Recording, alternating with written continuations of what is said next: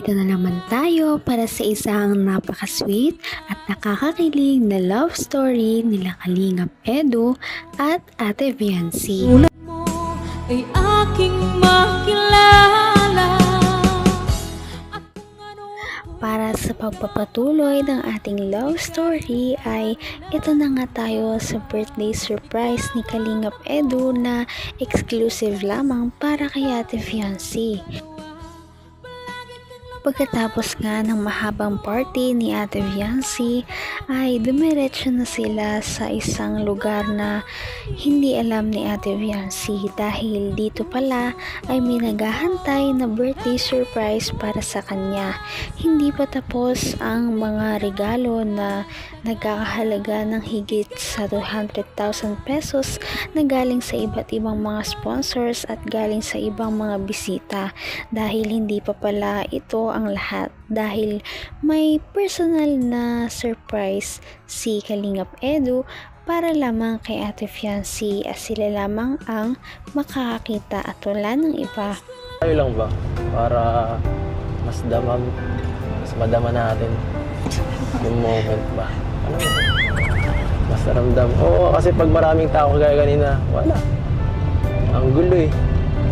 Hindi ko ma-feel masyado.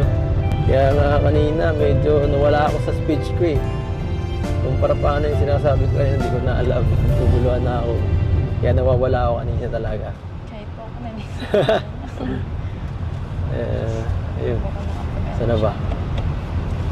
Tama ba to? Dilim ah.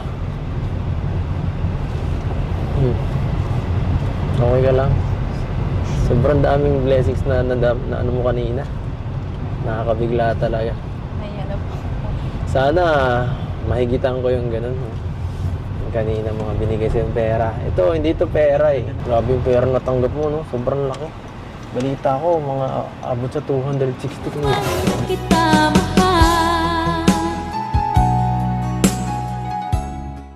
Hindi kasi masyadong nakapagsalita ng lahat ng kanyang sasabihin si Kalingap Edu noong birthday party ni Ate Viancy. Gawa na rin ng hiya at kaba na kanyang nararamdaman dahil sa dami ng mga tao na pumunta sa birthday ni Ate Viancy.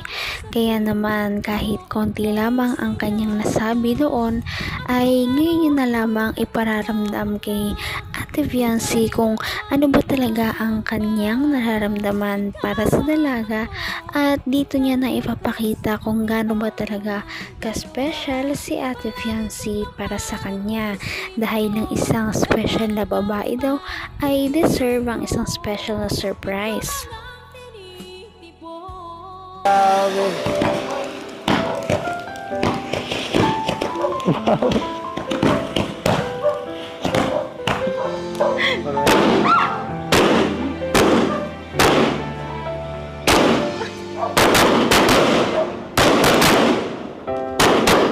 Tumingin ka.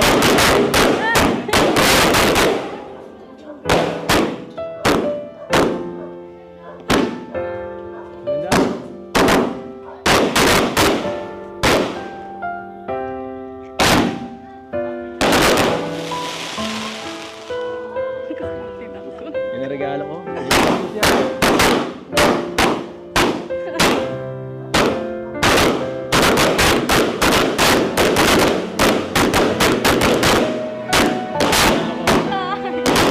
Ben.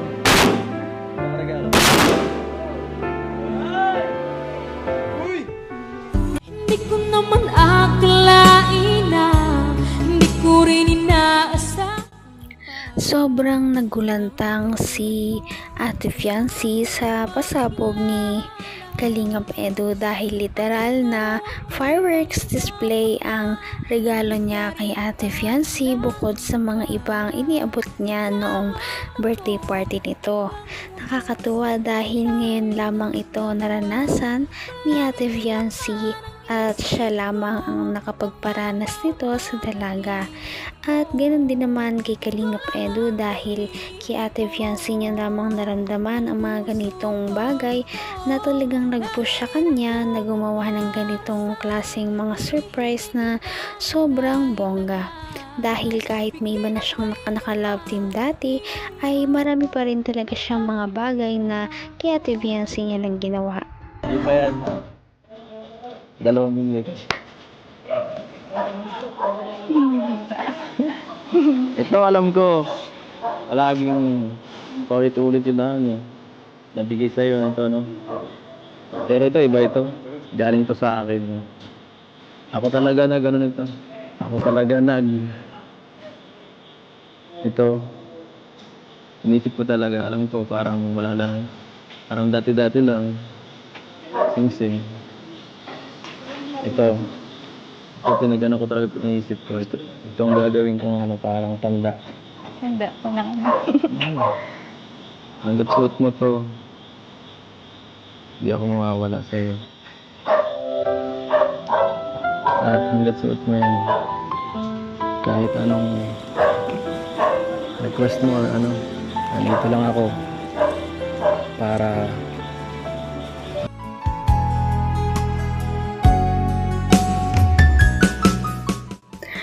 parang magle-level up na talaga ang relationship ng dalawang ito. Parang hindi na lamang ito para sa vlog dahil parang ang kanilang pagsasamahan ay parang nakakarating na rin sa likod ng camera dahil ito na nga ay nagregalo na naman si Kalingap Edu kay Ate Fiancé ng isang singsing. Ngayon ay hindi ito dahil sa bigay ng sponsor o pinapaabot lamang sa kanya.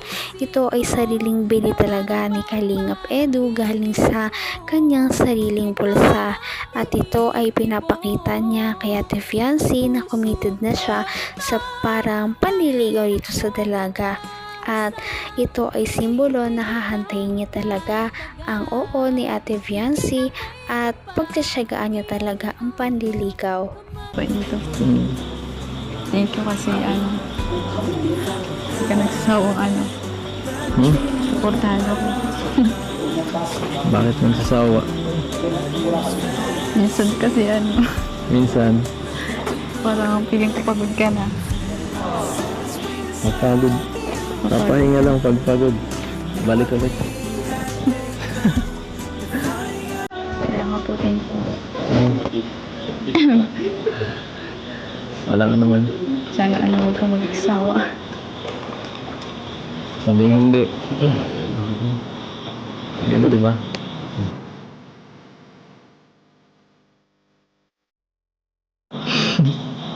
Ano pang kulang? Parang kompleto. Kompleto na. Tingin na po ako.